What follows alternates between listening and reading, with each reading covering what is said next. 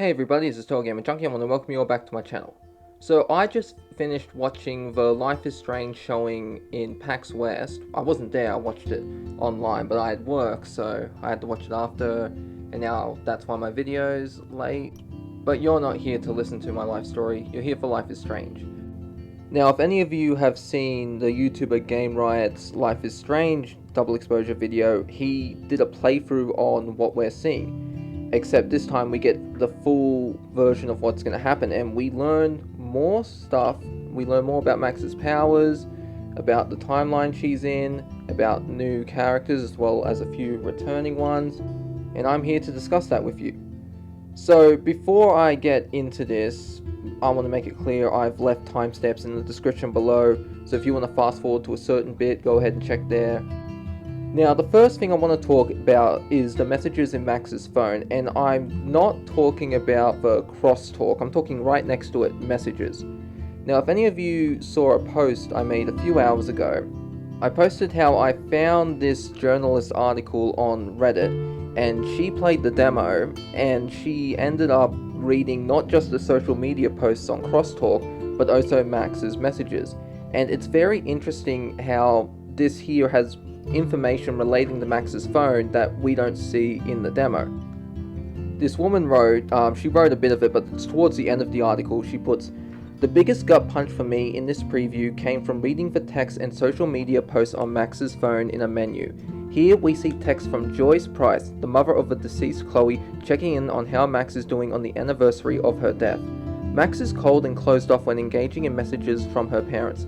Not all that responsive and not wanting to talk about topics like Arcadia Bay. Cruelly, we can even check the final text Safi sent her. All of these are incredibly impactful samples of flavor text that I can't wait to pour overcome full release. Rip my heart out all over again, Deck 9. I'm ready." So that last part about Safi isn't interesting to me, but what is interesting is about Joyce and Max's parents. Now, we see in the demo that Max, when she's on Crosstalk, she sees that there's a post from Joyce mentioning how it's been years since Chloe passed, but every Christmas reminds her of Chloe, and Vanessa will leave a comment to her. But the journalist wasn't talking about Crosstalk here, she was talking about the messages. So it's clear here in the Sacrifice Chloe timeline, Max is very much in touch with Joyce, and I quite like that. But what's odd is, why is Max cold and closed off when engaging with her parents? Now, I think this might have to do with the ending itself, because we know that when whatever ending you get, it's going to affect Max emotionally, and I think that what's going to happen is what ending we get will determine Max's relationship with her parents. So we know you save Chloe and Max drive off into the sunset, not literally, but they leave Arcadia Bay, and obviously the most logical conclusion is that they go to Max's place. They have nowhere to stay, and it's not like Max is going to cut off contact with her parents and goes take photos and submit them to art galleries. But you know, obviously when Max goes home to her parents, there's going to be a tearful reunion because her parents are going to know about the storm. It's going to be on the news, and then Chloe will be there, and it'll be an awkward, at least I picture it, it'll be awkward at first, but everyone will end up getting along. But what about players who sacrifice Chloe? Why would Max's relationship be strained with her parents? Well, obviously Max is going to be grief-stricken that she had to make that choice to sacrifice Chloe to save Arcadia Bay. And I think maybe the trauma she has, she knows it's her fault, but perhaps maybe a bit of herself blames her parents for moving to Seattle. And because, let's be clear, Max admits to Chloe when you first meet her, she said, "I screwed you over, I should have kept in touch, I'm so sorry." And we know that if William, in the alternate timeline, if he didn't die in the car crash, Max will still keep in touch with Chloe. So I do think that Max, at least partially, would blame her parents for the move because she didn't get to spend more time with Chloe, but she's not going to outright hate her parents. It's just this, why did we move? I wish we didn't have to move type situation. Because all the memories Max has with Chloe, they never happened. At least not when you rewind time. You know, Max still lived it, but it was erased from the timeline. Now back to Crosstalk, we see a few messages from people on Crosstalk. We see the Abraxas Society for some reason. This might be when Max discovers the puzzles. We see Amanda, who it is confirmed is a student. I made a post about this a while ago, and I said, and I theorized, what does Amanda do? Why is she working as barista at the Shattered Turtle?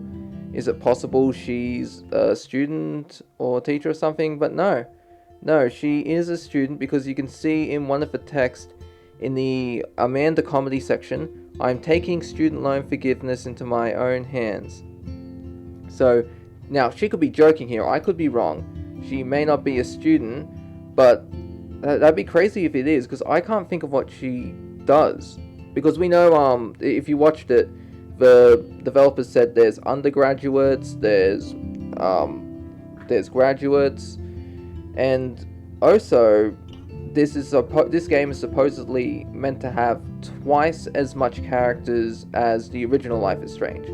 Now that could be a little joke saying, you know, 2 timelines, there's twice as many characters, or it could mean that there's a lot of other characters. We know we actually have a returning character, Victoria, and why is Max following Victoria on Crosstalk? I'm not too sure. Well, actually, I do have a theory why. I think that Max and Victoria in the Sacrifice Chloe timeline are on, at least, maybe not speaking terms, but they're neutral, because if you remember when Kate tried to kill herself, Victoria sent a card, and I always put shit on Victoria. I'm like, screw you, but she's just insecure about her work and that's why she lashes out at people, which is pretty stupid. But she didn't want Kate to die, and she felt real bad about that. And so I believe that, we know that when Nathan kills Chloe, Max is in the bathroom, and perhaps a few people see Max come out of the bathroom, and then word spreads around, and Victoria's not going to bully Max. But, you know, it's just a theory. But I'm very interested to see what it is Victoria is up to. We do get a bit of information about her from the text. I'm sorry, not text, from the post on Crosstalk. And she mentions photographing Montserrat Andino for Gaza magazine. So she's working for a magazine and taking photos. And I gotta be honest, if I can have one wish for one character to return in the Sacrifice Chloe ending, it'd have to be Kate Marsh, because I just love her character so much. And I gotta be honest, if the game gave us a choice where we could be romance Chloe or romance Kate Marsh, I'd be like, I don't know, I'm kind of wavering here. I mean, if that was an option, if they gave us Kate instead of Warren, and then there was that choice, okay, do I sacrifice Chloe or sacrifice Arcadia Bay, I would have hesitated, I'm not gonna lie. I would have been like, I don't know. But they didn't. But I do hope we get to see her again, because Kate's one of my favorite characters. Now let's talk about Max's powers. Now, before I get into this, I want to mention I was going to make a theory video about if Max can bring objects from another timeline, can she bring people? And that's going to be in this video. Because I was actually going to make it this morning, but I figured, you know what, this came out, I saw the gameplay, gave us a bit more information about Max's powers, I'm going to use it here.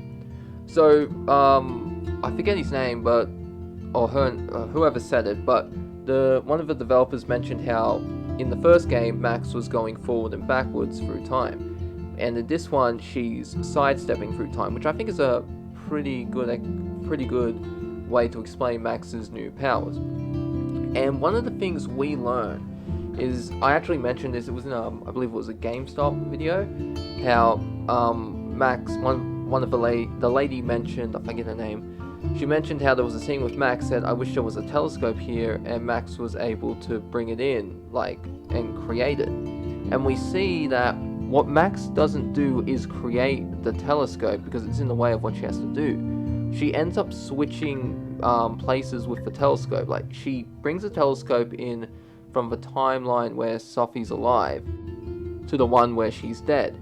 And she puts the telescope that isn't put together into the timeline where Safi's alive, and that is very cool. And even the detective, he's like, what the F? And I just thought that was so funny because, how do you explain that? He's just he sees it and he's like, what's going on? And I know, he knows that something is up. I don't know if he knows it's Max, but he's definitely what did I just see? Something is going on.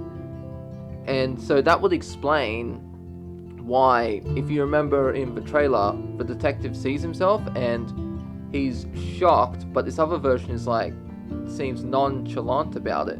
So maybe it could be that the detective, the one that's nonchalant about the whole thing, is the one in the timeline where Safi is dead, and Max told him about the powers, and then something happens in this other timeline where Safi's alive, and Max needs to convince the detective, okay, you need to trust me. And so she shows him an alternate version of himself, and he's like, what? This is not possible. This is crazy. Now, after seeing this, my thoughts on my theory video about Max bringing people into the alternate timeline changed. I originally thought it was going to be something like the first volume of the Life is Strange comics, where where Max was jumping between timelines, and there's this one scene where Max, I believe it was issue 3, Max and Chloe go back to Arcadia Bay, and you see the Two Whales diner is destroyed, but Max is shifted into an alternate timeline where everything's fine. And she sees Dana, and Dana had a baby rather than got rid of it in the game. And when Chloe touches Max, she's able to see into that timeline with Max. But when Max is talking to Joyce, Chloe holds her hand and she's trying to see her mom, but she can't because she's dead in that timeline. So could Max switch people between timelines? That would be crazy. Can you imagine if that's something for closure? She goes, Moses, she talks to both Moseses. She speaks to the one that's alive. I want to bring the Moses from the timeline where Safi died and have him switch places with you for a short time so we can get some closure with Safi and say goodbye. And I think that would be very cool to see. And then Max ends up switching him back.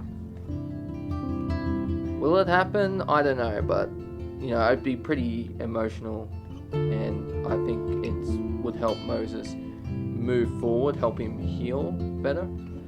Because, clearly, we know that him and Safi were best friends, so it's hitting him hard. Now, one of the things with Max's powers is we see what happens when she's sneaking around, and the detective ends up seeing her. Max, it looks like she travels back in time, and we see that this causes her nose to bleed. Now, I don't think she's traveling back in time, as the developers have said she doesn't have the rewind power. Maybe she unlocks it towards the end of the game, but I think what's happened here is when Max got caught, her subconscious somehow created a new timeline and recreated it to the point where Max was hiding from the detective. And that, to me, is a plausible excuse. Okay, she couldn't rewind, and how do you explain this? Oh, that happened. But then again, I could be wrong, but please let me know your comments below. Now let's talk about the flavor of trauma. Now, in case any of you are confused, let me explain. The game director mentioned this is actually the words he used, the flavor of trauma. And he mentions in a post, and I quote, "It definitely affects things in the game. One core concept is that no matter which ending you got, Max has this trauma she has to process. What flavor of trauma it is specific to which choice players make, and that informs so much about where Max needs to grow as a character, and very much how she moves past it. It affects the way you're going to experience the story." So we could see different variants of this. Max's relationship with her parents is either good or bad, depending on what ending you get. And I think this flavor of trauma is, we actually see it when Max is yelling at the people at Coldon. She mentions, like, why are you speaking about Safi like she had a heart attack or was in a car crash? She was murdered. And I believe that this is a determinate scene and is set in the Sacrifice Chloe timeline. And the reason I believe this is because we know when you sacrifice Chloe, when Max goes back to the present, she's still at the lighthouse and she's wearing funeral clothes. Now, Max wouldn't have had time to process Chloe's death. Everyone else would have, and including the Otto Max. Now, so it'd have to be what, an hour, 2 hours, possibly 3, that she would have to attend Chloe's funeral. And so she hasn't had time to grieve, so she's just going. But everyone else, they've had days to grieve. Now, Max is here, like, because she never had a grieving time for Chloe. She's just like confused. Why aren't you upset? Your friend is dead, you should be upset, because she never went through that. She never went through, the 5 stages. I assume the Otto Max would have went through the 5 stages of grief, because she would hate herself for, okay, I'm here in Arcadia Bay, it's been 3 weeks, and I want to go see Chloe, and then, oh no, Chloe died in the bathroom, and I didn't spend any time with her at all. She's dead, and now I'm never going to have that time with her. So I do think this will be something similar. Like, if we take Gabe's death in true colors, it's interesting to see how different it is from Safi's death. We see after Gabe's death, when we get to episode 2, a lot of people are sharing stories about Gabe. They're laughing, crying, and Steph and Ryan have their own little breakdown about Gabe's death, and while still upset, come to terms with it. And Max's sadness for Safi could trigger her trauma from when she had to sacrifice Chloe, and this is what causes her outburst. She could even, maybe at one point when she's mentioning Safi, call her Chloe by accident. That'd be interesting to see, and be like, oh shit, no, it's not Chloe, it's Safi. And because sometimes people do that. I've read books and seen shows where you're upset about someone that died, but you mention someone else because it was a similar death or a similar traumatic experience. But I'm very interested to see this flavor of trauma play out and how it will affect Max's relationship with various characters. Now, there is more I'd like to discuss, but I'm going to save that discussion for a different video. I hope you all enjoyed this one, and I'll see you in the next one. This is TotalGamerJunkie, signing off.